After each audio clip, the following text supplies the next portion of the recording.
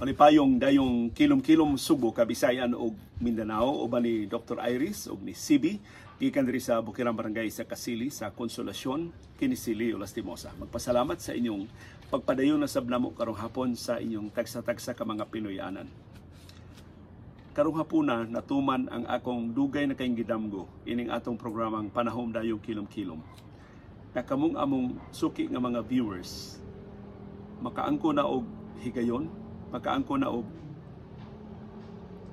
pagsalig namo o makaangko na og kaisog sa pagpaambit sa inyong mga sugilanon. Karong hapuna, doon na tayo viewer na suod kay namo sa media tungod sa iyang pagtrabaho kaniadto sa Cebu City Hall. Karon tuwa na magpuyo sa Estados Unidos. Usa nila kahigayon, kahinumdum tali mo. Ako siyang giimbitar din sa programa on sa atong programa mismo. Ako makigsulti niya o private message, ako mohatag niya mo padaog direct message. Nung salamat na katsamba siya o paminaw atong programaha, yang ako siyang gidasig sa pagsugilon sa iyang kasinatian sa iyang pagtrabaho sa Cebu City Hall. Di mi ingon na kasuod niya, pero daghan kay kong nadunggan nga mga sugilanon na kinisi tungod siyang happy disposition, tungod siyang kagaan ug buot. Kuan ba, dali na kay siyang ikahugoy-hugoy og trabaho ni bisan kinsa. Bisan unsa ka dagko og ranggo sa gobyerno, bisan unsa ka ubos in taon nga mga trabahante sa Cebu City Hall. Munang ako nangagpas ug wa gyud ko masayop haska daghanan niya og mga sugilanon nga pakisawa nato. Una karong hapuna kining atong hugpong sa mga sugilanon atong gitaytulan og City Hall. Mga sugilanon kini gikan ni Paul Miaga. Wa magpakasusi si Paul Miaga dihang ato siyang tuwa na si Paul Miaga karon magpuyo sa Estados Unidos ni biya na siya amot ni retiro ba ni siya or ni biya siya ang trabaho sa Cebu City Hall o tingali dunay laing mas maing kahinguhaan dito sa Estados Unidos. Wa mi magkasulti ni Paul Miaga unsay rason nganong nibiya siya sa Subo ug tuwa na karon sa Estados Unidos, pero sa mga post sa Facebook nga akong nabasahan sib maklaro pa nimo ang iyang paghigugma sa mga Subuanon, ang iyang paghigugma sa Subo.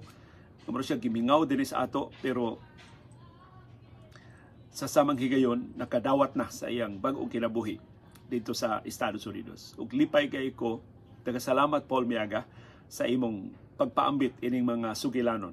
Na iyag yung gisuwat, unya iyang gipadan ako pinagi sa Facebook Messenger. Nang bisan dili takos, akong paapilon si CB, makakita man si CB sa suwat ni Paul Miaga. Kiskuta na bakang Paul Miaga sa iyang suwat sip. Panahom sa Kilom-kilom, Sugilanon, submitted to Leo Lastimosa by Paul Miaga. Gipitsahan pa niya December 5, 2023. Pero karon iyan gipitsahan para ugma. Pasaylo a Paul, karon ni nako basahon. Kay nalingaw kay ko sa imong Sugilanon pagkabasa nako ini.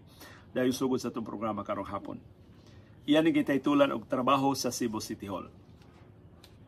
Kini ako Sugilanon, 1988 to 1992. Nagsugod ni kadtong nag-work pa ko sa Cebu City Hall. Tuig 1987, bata pa kay ko, 19 years old pa, ako maguwang si Police Lieutenant Ben Miaga. Nahibi na nato sa kapulisan sa Cebu City, si Colonel Ben Miaga. So, tiniente pa si Ben Miaga. Maguwang din siya ni Paul Miaga. Giingnan ko, gusto ba ko mag-work sa City Hall? Pero mag-volunteer sa ako sa kampanya ni Tommy Osmeña. So, giingnan ko no siya siyang maguwang nga kung gusto ka matrabaho sa City Hall, voluntaryo na sa kampanya ni Tommy. O tungod kay ako Mama Pidyang, leader man una sa panahon ni Mayor Serhing Osmeña sa grupong Yellow Ladies o OK o Osmeña kami group. Mauto si Manong Ben, ako maguwang, usasad ka leader sa time sa panahon ni Mayor Serhing. Mauto sinugdanan nga nung naabot ko sa Cebu City Hall. Sa dihang niabot na si Tommy Osmeña gikan sa Amerika sa 1987. Gitapok na mi tanang volunteers ug leaders sa kampanya diha mi sa dakong balay sa Osmeña House sa Iscario Street. Katong karaan bay nga ako nahibaw-an Ako na ni Paul ha, ako na pakapinan, ako na hibawaan na tag-iagi na si Minnie Osmeña Stewart, ang maguwang ni Tammy Osmeña. Usa sa among speaker ug mao'y naghatag namo og kumpleto nga game plan ug idea o si Joy Yang o si Junicio C. Si Joy Yang karon konsehal sa Cebu City, si Junicio C ambot unsa na posisyon karon sa City Hall, pero si Junicio C usa ni sa mga sinaligan gyud ni kanhi Mayor Tammy Osmeña o in fact mura og authority gid siya sa history sa siyudad sa Subo. Ingon man si Rene Sanapo o si Dennis Habonero. Pulos ko kaila, Paul, ining upat nga imong ginganlan. Si Rene Sanapo, in fact, na niimbitar na ko kausa kay kini si Rene Sanapo sa din nauso tong TED Talks ni nagpasiugda sa siya og susama nga format. Pero ang audience, ang tanang taga City Hall, maghimo to sila og programa nga ang tanang taga City Hall naa o niya doon na sila imbitahon nga mga resource persons nga mo istorya bisan unsa nga naglambigit sa governance, naglambigit sa paggiya nila pagtuman sa ilang trabaho. Sa iluwa Paul, akong isalot-salot ang akong nahibaw-an sa mga ngan. Pero lipay kay ko sa imong memory, kay imong nahinumduman kini mga ngana. Si Rene Sanapo, mo'y usa sa mga nailhan ako. O gipaila-ila ni Tammy Osmeña. O nagsugod na dayon ang among kampanya. Kada gabi, doon nami pulong-pulong sa mga sityo o sa barangay sa South o sa North District sa Cebu City. Sa weekend, tuami sa mountain barangays, sa mga hilly lands. Kanang Pasil o Ermita, amo dyan ang gibalik-balikan o kampanya. Ang kontra ni Tammy Osmeña atong higayuna, silang Mayor Boy Cuenco o si Vice Mayor Gasgo, mga incumbento sila. I think si Boy Cuenco was appointed OIC Mayor, si Gasgo mo'y appointing OIC Vice Mayor. So mura silang incumbent sa labing unang eleksyon na gipahigayon sa ubos sa 1987 Constitution ni anhing Presidente Cory Aquino.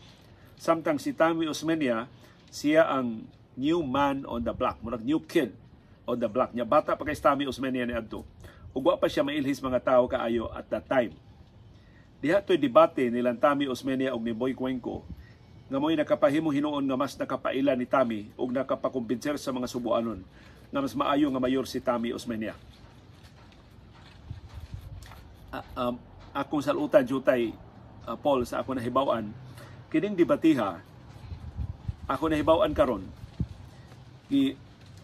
auhag yun sa Boy Cuenco ay dawat anang debate matsambahan gani ka ng Tammy Osmeña yate juga kuno ako masayop kini maong debate diha gipaygayon sa country club or sa Casino Espanyol. Basta ang debate wa man gyud recording sa debate nga akong nakit-an bisag unsa na ko pangita. Hilabihan ko lopsided nga ang mga Subuanon na kumbinser nga si Tammy Osmeña mas maayo kay ni Boy Cuenco. Kay si Boy Cuenco manghud to siya ni Tony Cuenco, di man kay ni siya maayo nga mosulti. Si Boy Cuenco so nalupig siya Tammy Osmeña ba sa pagpasabot ng mga ideya. Napulos pa sila batanon itong higayuna. Mo to'y gibasol nga nakapapil din ni Boy Cuenco without that debate. Ilang giingon labaw kay Boy Cuenco, wa gyud nakailan ni Tammy dinhi sa Subo.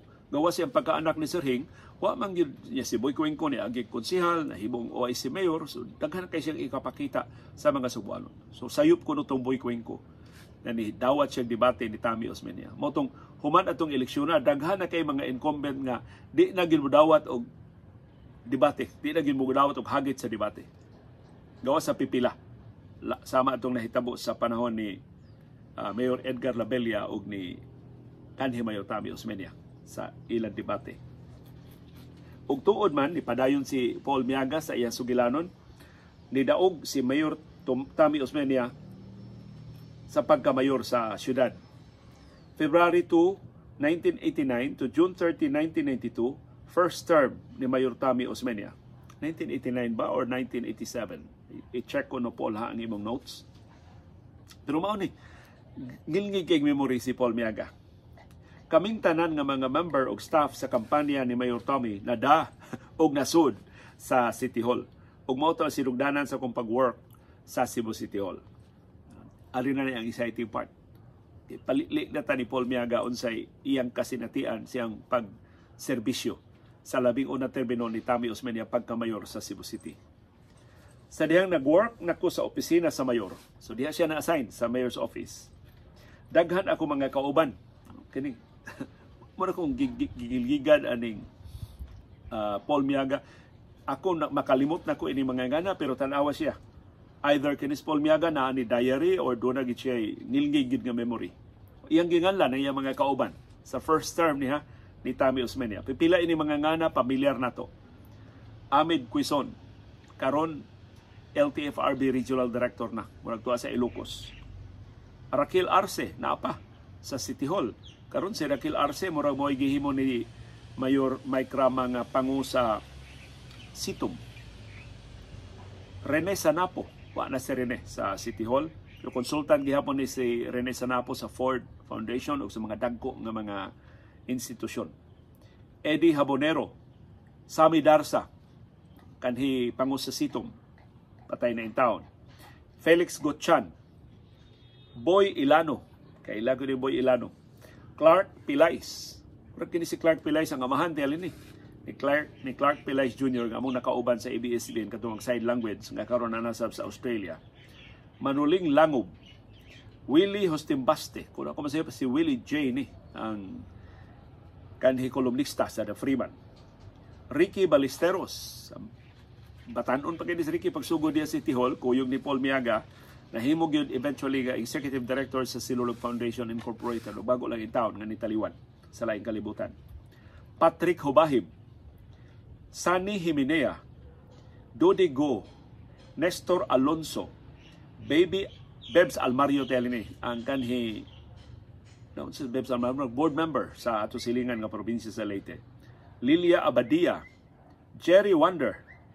Kinsa man ni Jerry Wonder, Paul, mao ni ang DJ, katong disc jockey sa una sa DYRC nga si Jerry Wonder, o doon na mo'y laing kaubas trabaho nga si Jerry Wonder. Padayon si Paul Miaga. Ang akong City Hall work appointment ni gawas March 20, 1988. Di jud ko kalimot ini kay mao ni una nga higayon nakadawat ko sa akong unang sweldo. Na may ihagwa na to sin. Ninauti na buyog sin. Kay ni bisa tunga-tunga gis garden ni Dr. Iris. Daghan kaing muhagwa ni CB. Dati aton din basahon ang suwat ni Paul Miaga. Di jud ko kalimot ini kay mao ni unang higayon nakadawat ko sa akong unang sweldo. Ug dito ko mukobra sa cashier sa City Hall buyon sa Treasurer's Office sa Diha ko Salem side sa City Hall. Diin cash money in pesos ang ako nadawat. Nya ni pirma dayon ko sa payroll.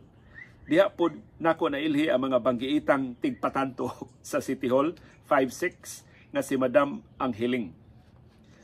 Buhi pa ba ni nang Angheling karon? Sa dihang nagpadayon ako sa akong trabaho, akong main job tigtubag sa telephone calls sa opisina sa mayor. Also ako'y radio operator sa mayor's office. Charlie Hotel ang code name sa City Hall. Usahay ang confidential secretary ni mayor nga si Patrick Hubahib Mulakaw. Ako'y ipapuli niya. Usahay pod ako'y acting appointment secretary kanang mga tao nga gusto makikita ni mayor, ako'y mulista og schedule ana sila sa appointment. Ana nila sa appointment kanang mga barangay captains, mga tao nga dunay tuyo sa mayor, mga VIPs og mga media personalities nga gusto mo interview ni mayor. Doon na to'y black book si mayor, di nakalista ang mga tao gununon ng mga high-ranking officials sa Manila ug sa Malacañang, na taga-senado, mga taga-kongreso o mga businessmen o mga langyaw na tawgo ni mayor ug amo mga sister cities contacts. Usahay ubanon ko ni Mayor Tami sa iyang mga lakaw. Ako'y iyang aide-camp o murag mayor's assistant. Pila ka higayon na uban ko sa iyang mga trip sa League of Cities. Kaya na presidente man tos Tami Osmeña sa League of Cities. Sa mga meeting sa RDCs, sa Regional Development Council. Kaya nahimom sa itong chairman, si Tami Osmeña sa RDC. Mga conventions, labi na dyan sa mga pulong-pulong sa barangays. Usahay pod kanang doon mi mga bisita hosted dinner, tawgon ko ni Mayor kay isettle ang mga bayronon sa dinner.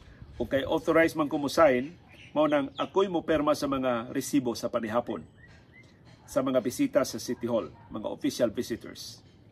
Usa sa dili na ko malimtan na intercept na ko ang tawag sa VHF radio. So katong Radyo City Hall VHF ato sa una. Gikan sa Ormoc City atong nahitabo sa Bagyong Uring, November 5, 1981. Telma ang international name atong bagyuha. Nag-ask sila og help kay daghan kaayo nga patay na anod sa baha sa Ormoc City. Ya, mao tong higayuna po nag-istorya silang Governor Lito Osmeña og si Madam Gwen Garcia through VHF radio. Mao labing paspas nga kahimanan to communicate atong higayuna. Ug human adto nanawag si Sir Lito Osmeña kang Mayor Tommy aron mag-mobilize mi og rescue team para sa Ormoc. 25 ko kaadlaw nagpuyo sa Punggos Hotel sa Ormoc City. Mao to ang base center o communication center sa Cebu City Hall atol sa operation sa Ormoc. 600 ka mga personnel from Cebu City Hall among gida sa Ormoc City. Tanawon detalye ni Paul Miaga ha. Kalimot na tayo ni. 600 ito ka mga trabante City Hall ang niadto sa Ormoc. Sakay sa barge sa Philippine Navy. Kauban ang mga Cebu City Police, taga-SITOM, mga personnel sa Department of Engineering and Public Works, DEPW, DPS, Department of Public Services, ug taga-VECO, Visayan Electric Company, Metro Cebu Water District, MCWD, ug ubang support staff. Nagdapon mi adto og 1,000 kasako nga bugas humay. Mao sa tong higayuna nga for the first time na meet nako si Leo Lastimosa. So mo dito una namo panakita ni Paul Miaga sa Mactan Air Base kay nag-cover sa C-130 plane nga gikargahan sa mga donation para sa Ormoc City. Napagaw jud ko dito sa Ormoc kay wa mi tubig mainom. Kay permira sparkle drink, Coke or Pepsi, soft drinks ang among mainom kay putol ang water supply nila. Hangtod way tubig tungod sa baha. Niabot tong mga bottled water nga hinatag sa Philippine Spring Waters, ang Nature Spring, gikan sa Mandawi City. Ug puwerte na kulipaya kay nakainom na jud ko og tubig. Laing di na ko malimtan nga sitwasyon sa Mayor's Office katong nisud si Serge Rimonde sa Mayor's Office ug gitawag kong Mayor Tommy, "Is that Serge?"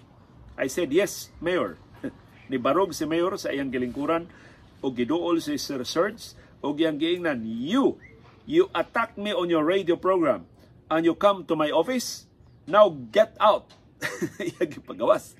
Mao ni bisyo ni kanhi Mayor Tommy Osmeña sa una. Daghang kani siya gipa-get out siyang opisina. Porting kuba-kuba sa kundughan atong higayuna ug nakahinomdom mo tawgo ni Serge si Tommy og the Hizoner sa iyang radio program sa DYLA.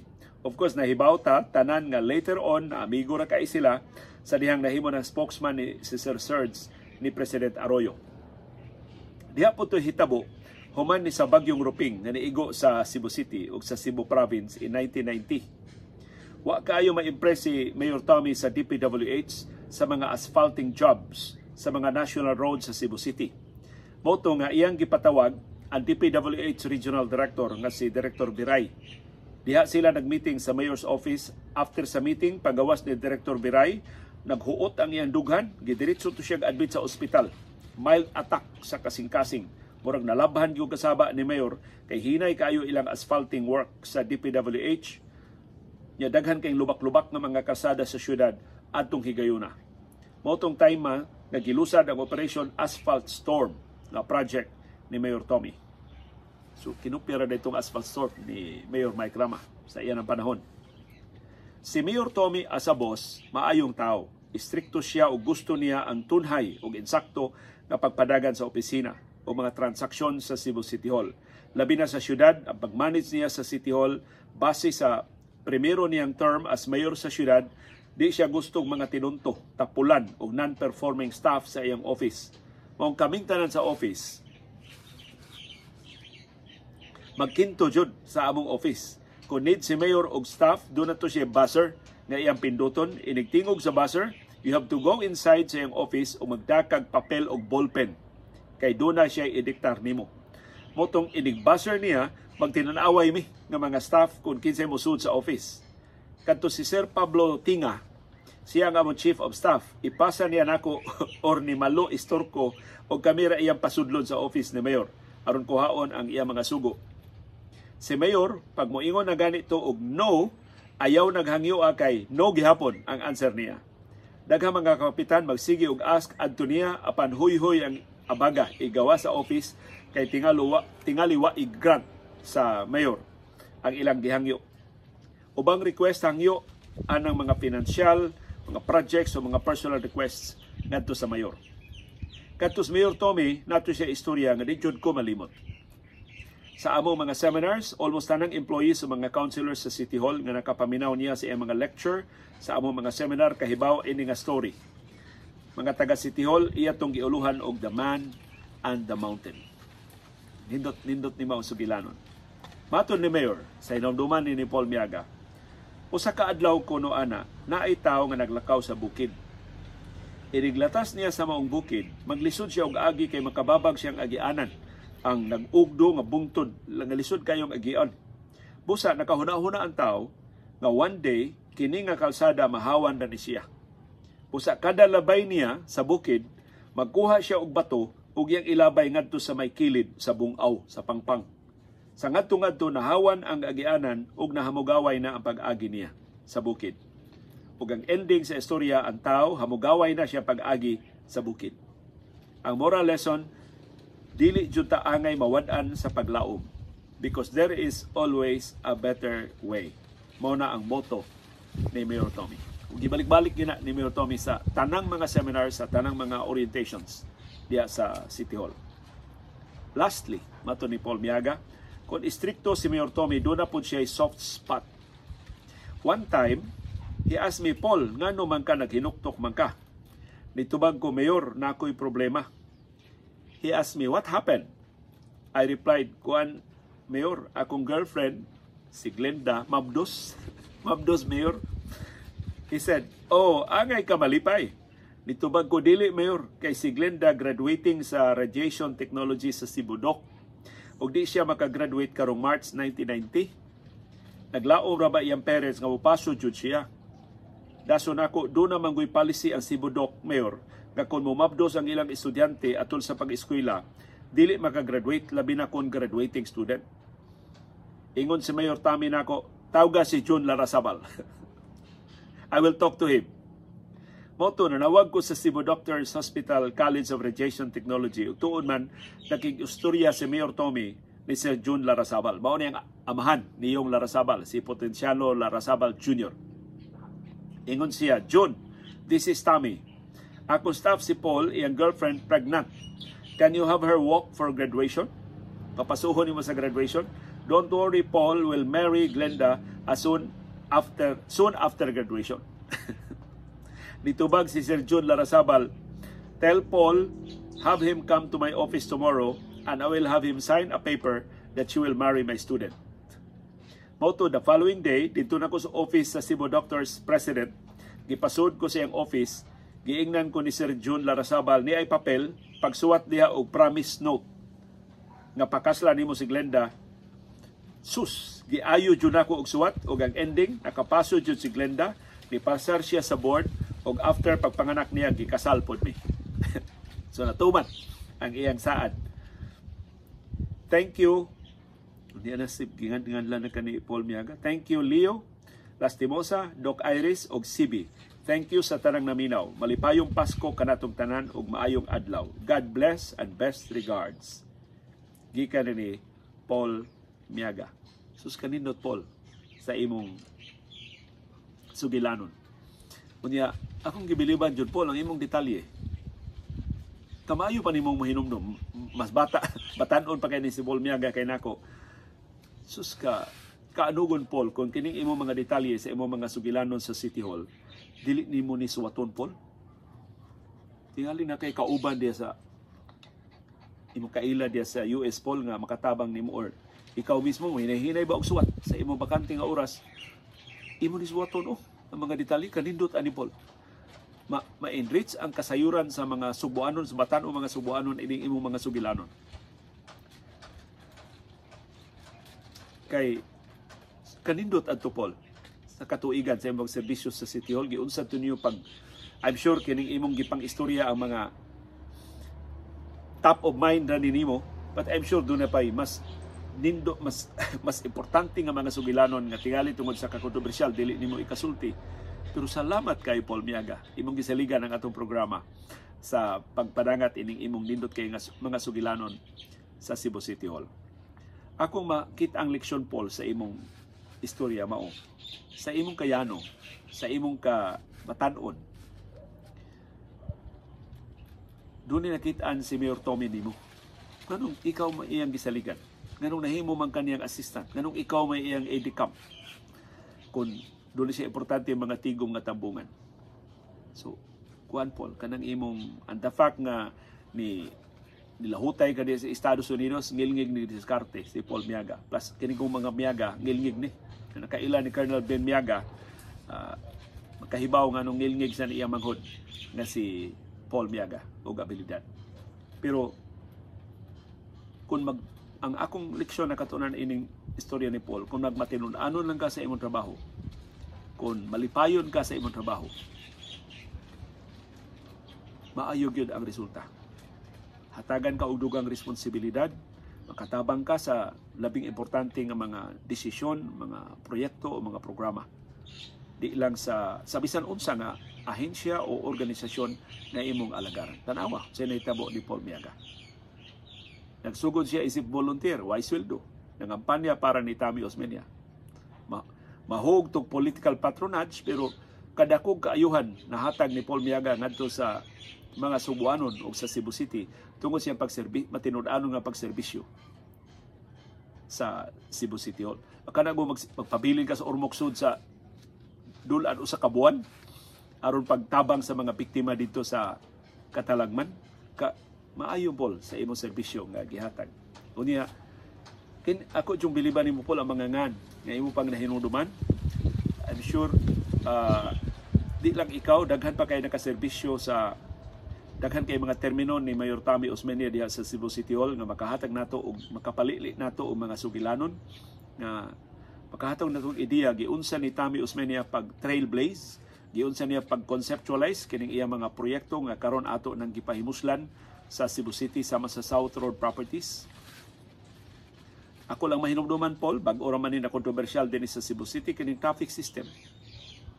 Kining traffic system sa Cebu City Hall, sa Cebu City Government, sa Cebu City, gipatuman ni Mayor Tommy Osmeña 35 years ago. Hangtod karon sa diyang gi-assess sa Metro Manila Development Authority, gikumpara ini bagong traffic system nga gigasuhag binilyon ka pesos sa Cebu City Hall. Ang assessment sa MMDA mas maayo. Ang SCATS, mga maningan sa traffic system ni kanhi Mayor Tommy Osmeña. Of course, wa na lang maatiman, wa na mailisi ang mga traffic lights, wa na ma-rehabilitate ang naguba ng mga kable, pero ang traffic system, 35 years old na traffic system na gitukod ni kanhi Mayor Tommy Osmeña, gihulagway sa Metro Manila Development Authority nga mao gihapon ang best traffic system in the world. Ug timaan nga wa magkadimaon ni bagong traffic system sa Cebu City, wa pagod mabayri, wa pa mahuman ang proyekto hangtod karon, human sa pila ka tuig na nga kalangay. Pero muna akong biliban ni Paul Miaga, unsa siya ka maayo nga higala sa dihang si Cebu City Mayor Mike Rama ni adto sa Estados Unidos aron sa pagdawat og award. Usas ni sugat niya, ug usas ni serbisyo ni Mike Rama murag gi-drive ni Mayor Rama sa pipilan niya ka mga lakaw, si Paul Miaga. Sa ito ba ni Paul Miaga, wa ni siya political agenda, wa ni siya malisya, wa ni siya, ganahan lang gini siya nga maserbisyo, ganahan lang gini siya nga makikigala. Salamat kayo, Paul Miaga. O si Paul Miaga usas sa mga nakasuporta sa atong programa. Nagsuporta ni siya o paghatag yun og cash donation aron makalahutay ang atong programa. So bisag na siya layo, wa na siya labot sa atong programa, o na siya labot sa mga panghitabo din sa Subo. Si Paul Miaga nagpabilin nga nahigugma sa Subo o sa mga Subuanon. O kanindot Paul Miaga, ining ibong sugilanon nga I'm sure gihaguan gid daw nimo sa pagsuwat, sa pagbaybay, kining mga detalye nga imong nahinumduman, imo gid ning na tunay kay mga taong gipangutana o doon na kay mga gisuwat diha, mga gikonsulta nga mga dokumento, kanindot kung ma-institutionalize kini mo ang kasayuran. Pinagi ba ka og libro, pinagi ba ka og newspaper article, pinagi ba ka og feature. Si Paul Miaga mas kamao anak unsaon niya sa pagpadangat kadto sa mas daghang mga Subuanon. Uban sa imo permiso Paul, ako ning ibutang sa akong kun hatagan ako pagtugot, ako ning ibutang sa akong Facebook page aron nga kadtong wa makabati sa atong programa karong hapon, ilang sinati ang mga detalye sa imong sugilanon, sa imong pagserbisyo sa Cebu City Hall. Salamat kayo Paul Miaga. Og hinaot manakod ka. Hinaot matakdan og samang kadasig, samang pagsalig, samang kaisog sa pagpaambit sa ilang mga sugilanon, pag-uban nato nga mga viewers. Iparehas lang ni Paul Miaga, ipareha lang ang format. Maybe makakita ata og mas maayong format sa umaabot, pero sa pagkakaron walang una tay video support, walang una tay uban nga mga effects, walang una tay graphics, pero kinasing-kasing ang atong pag-asoy sa mga sugilanon dinhi sa atong tulumanon. Ug mas nindot kung kamo mismo mo paambit na sab sa inyong kaugalingon nga mga kasinatian o mga pagtulunan sa kinabuhi. Kay mao ba na original na tutuyo ini mo ang programa na himuon ni natong forum o platform sa People's Stories. Sa tinuod nga sugilanon, sa tinuod nga mga tao, sa tinuod nga kinabuhi, sa tinuod nga mga kasinatian nga makahatang nato og papuslanon nga mga pagtulunan sa kinabuhi. Nagasalamat Paul Miaga sa imong sugilanon karong hapon nga among gitaytulan og City Hall, The Paul Miaga Stories. Uban ni Dr. Iris og ni Sibi diri sa Bukirang Barangay sa Kasili sa Konsolasyon. Niya mas tunga sa hardin ni Dr. Iris. Ngita tag lugar kada hapon para sa atong mga sugilanon. Magpasalamat sa padayon ninyo nga pagpaminaw sa atong panahom dayong kilom-kilom. Daghang salamat, Sibi Girl.